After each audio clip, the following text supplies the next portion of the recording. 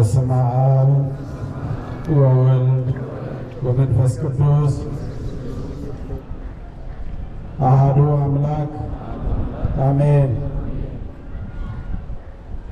ታቦተ አምላከ እስራኤል ጽዮን ማርያም ዘነገደት ምድረ ኢሎፍሊ ወቀጥቀጥቶ ለዳጎን ነፍሳተ ብዙኃን ማይጎሊ። የተከበሩ የደብሮ አስተዳዳሪ መልአከ ብርሃን ሰሎሞን፣ ክቡር መጋቤ ሃይማኖት አባ አብርሃም የቅዱስ ሲኖዶስ ጽሕፈት ቤት ጸሐፊ፣ የተከበራችሁ የአዲስ አበባ ሀገረ ስብከትና የቦሌ ክፍለ ከተማ ቤተ ክህነት የሥራ ኃላፊዎች፣ ሊቃውንተ ቤተ ክርስቲያን፣ የሰንበት ትምህርት ቤት ተማሪዎች፣ በዚህ የተሰበሰባችሁ ሁላችሁም የእግዚአብሔር ልጆች፣ የእመቤታችን የቅድስት ድንግል ማርያም ወዳጆች እንደምን ቆያችሁ? እግዚአብሔር አምላካችን ስሙ የተመሰገነ ይሁን። እንኳን አደረሳችሁ።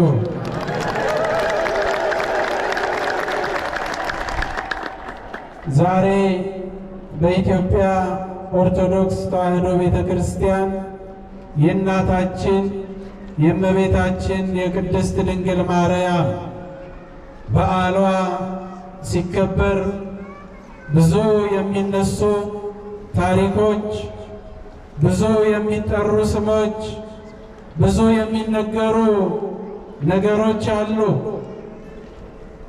ዛሬ በተለይም ደግሞ በመጽሐፈ ሳሙኤል ቀዳማዊ ወይንም በአንደኛ ሳሙኤል ምዕራፍ 4 ምዕራፍ 5 እና ምዕራፍ 6 ላይ የዛሬው ታሪክ ተቀምጦ እናገኛለን። በዚህ የመጽሐፍ ቅዱስ ስም ክፍል ውስጥ የሚጠሩ ስሞች አሉ። ነቢዩ ኤሊ፣ በነቢዩ ኤሊ ፊት ሲላላክ የነበረውና በቤተ መቅደስ ውስጥ ያደገው የሐና ልጅ ነቢዩ ሳሙኤል፣ የኤሊ ልጆች አፍኒንና ፊንሐስ፣ እንዲሁም ሌሎች ሰዎች ስማቸው ይጠቀሳል። የከተማ የመንደር ስሞችም በዚህ ታሪክ ውስጥ ተጠቅሰው እናገኛለን። ታሪኩ እንዲህ ነው። ነቢዩ ኤሊ እስራኤልን በሚመግብበት በዚያን ዘመን ነቢዩ ኤሊና ልጆቹ እግዚአብሔርን በደሉ። የኤሊ ልጆች አፍኒንና ፊንሐስ በእግዚአብሔር ፊት ምናምንቴ ሰዎች ሆኑ። እግዚአብሔርን አሳዘኑ። ቤተ መቅደሱን አቆሸሹ። እግዚአብሔር ፊቱን አዞረባቸው። ሰው ከሰው ቢጣላ በእግዚአብሔር ያስታርቁታል፣ ከእግዚአብሔር ቢጣላ በማን ያስታርቁታል እንዲሉ እግዚአብሔርና የኤሊ ቤተሰብ፣ እግዚአብሔርና እስራኤላውያን ተጣሉ። እግዚአብሔር ተቀየመ። ፍልስጤማውያን ኢሎፍላውያን በእስራኤል ላይ ተነሱ። ዛሬ እስራኤልና ፍልስጤም ተዋጉ። እስራኤል ፍልስጤምን ደበደበች፣ ፍልስጤማውያን እስራኤላውያንን ገደሉ የሚለውን ታሪክ ስትሰሙ ዛሬ የተጀመረ እንዳይመስላችሁ። ስለ ጌትና ስለ ጋዛ ሰርጥ፣ ስለ አስቀሎና፣ ስለ ሌላውም የድንበር ውዝግብ ስትሰሙ ዛሬ የተጀመረ እንዳይመስላችሁ። የሺህ ዘመን ታሪክ ነው። ፍልስጤማውያን ከአብርሃም የተወለዱ ነገር ግን እናታቸው አጋር የምትባል የአብርሃም የሳራ ባለሟል የነበረች ሴት እንደሆነች ሁላችሁም ታውቃላችሁ። ፍልስጤማውያንም አባታችን አብርሃም ነው የሚሉት። እውነት ነው፣ ከአብርሃም ዘር ተገኝተዋል። እስራኤላውያን ደግሞ በጨዋይቱ በሳራ አማካኝነት የመጡ የይስሐቅ ልጆች ናቸው። ያዕቆብ የወለዳቸው 12ቱ ነገድ ናቸው። በመካከላቸው ግን ሰላም የለም። በመካከላቸው እረፍት የሌለው ጦርነት አለ።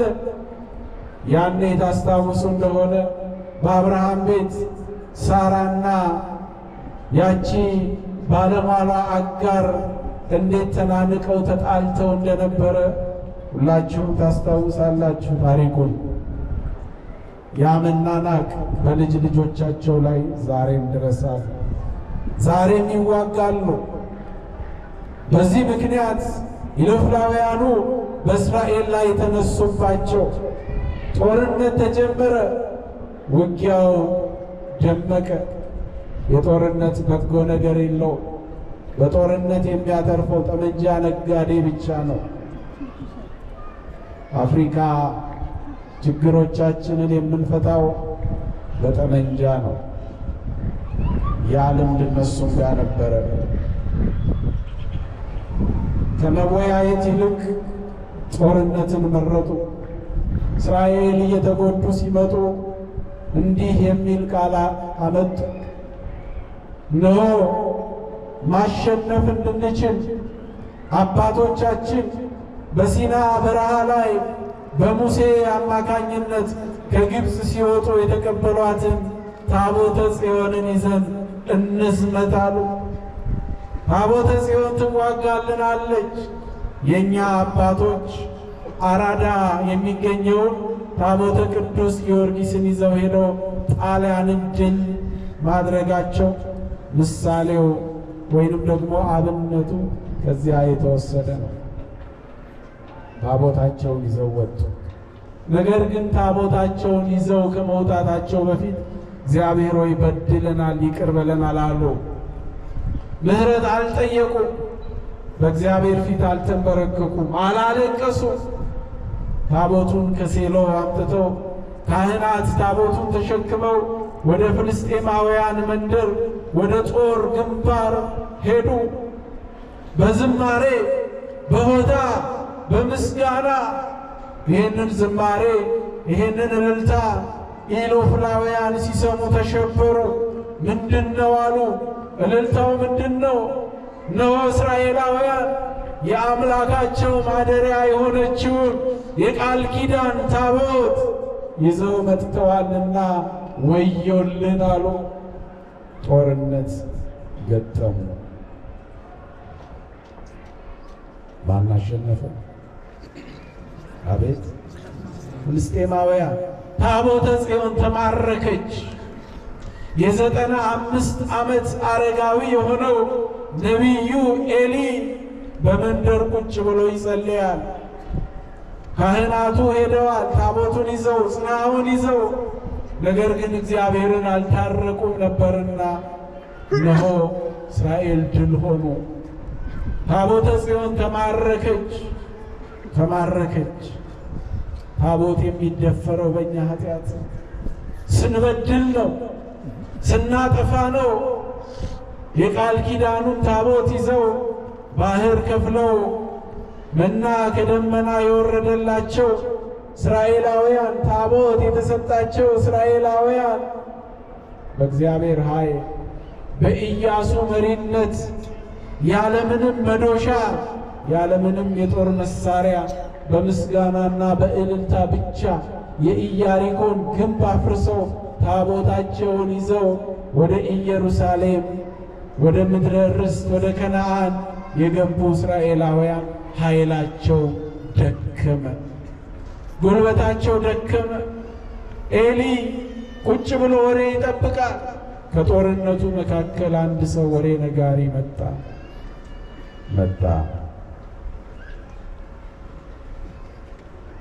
ምንድነው አለው ኤሊ። ታቦተ ጽዮን ተማርካለች። ልጆች አፍኒንና ፊንሐስ ሞተዋል፣ በጦር ሜዳ ሞተዋል አሉት። ያን ጊዜ ደንግጦ ወደቀ፣ ሞተ። ታሪኩ እንዲህ እያለ ይቀጥላል። እንዲህ እያለ ይቀጥላል ታሪኩ። ኤሊ ልጆቹ በእግዚአብሔር ፊት ሲበድሉ ዝም ነበር ያለ። ዝም አልተናገረም።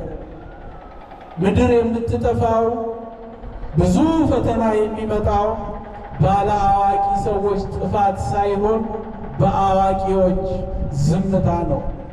ኤሊ ልጆቹን ዝም ነበር ያላቸው ሲበድሉ፣ እግዚአብሔርን ሲያሳዝኑ፣ በታቦቱ ፊት ሲበድሉ ዝም ነበር ያለ። ዝም እንላለን። አንዳንድ ጊዜ ከንግግር የሚበልጥ ዝምታ አለ። ዝም ኤሊ ግን ዝም በማለቱ እግዚአብሔርን አዘነበት። እግዚአብሔር ተቀየመው፣ ወደቀና ሞተ ነው የሚለው። ታቦተ ጽዮንን ይዘው ወደ ፍልስጤም ሄዱ። እስራኤልን ያያችሁ ሰዎች ፍልስጤማውያንና እስራኤላውያን አንድ ሀገር ተጋርተው በጋራ ነው የሚኖሩት። ጌታ የተወለደባት ቤተልሔም፣ ያረገባት ቢታንያ፣ እነዚህ ሁሉ እኮ የፍልስጤማውያን ሀገሮች ናቸው። እስከ ኢያሪኮ ድረስ እስከ ዮርዳኖስ ወንዝ ድረስ የፍልስጤማውያን ግዛት ናቸው። መንገድ ነው የሚለያቸው። የቃል ኪዳኑን ታቦት ወስደው በፍልስጤም መንደር ውስጥ ዳጎን ቤት ውስጥ አቆሙ።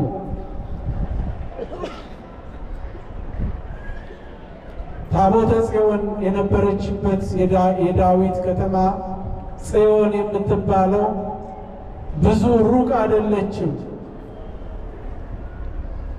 ጽዮን ኢየሩሳሌም ከተማ መሃል ላይ የጽዮን ቤተ መቅደስ አለች። በጽዮን ቤተ መቅደስ ሆናችሁ ማዶ ስትመለከቱ ታቦተ ጽዮን ያረፈችበት ኮረብታ የፍልስጤማውያን መንደር ይታያል። በዳጎን በጣዖት ቤት አኖሩት። በሰው ምስል የሚሰገድለት ጣዖት ያቆማሉ አሕዛብ።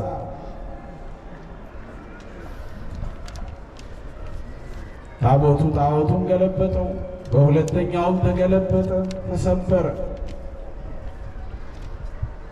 በእባጭ ተመቱ፣ በሞት ተቀጡ። ታቦተ ጽዮንን ወደ ኢየሩሳሌም ወደ እስራኤል እንድትመለስ አደረጉ። ታሪኩ ይሄ ነው። ክርስቲያኖች ወይ በደንብ ልልበሉ የተውት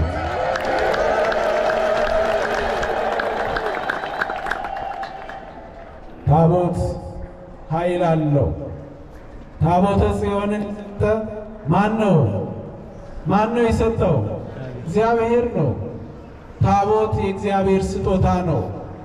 እስራኤላውያን ጣዖት ይወዱ ስለነበር እግዚአብሔር ደግሞ ጣዖትን ይጸየፍ ስለነበረ ወይንም ስለሚጸየፍ ታቦትን ሰጣቸውና እኔ በዚህ ላይ ሆኜ አነጋግራችኋለሁ አላቸው።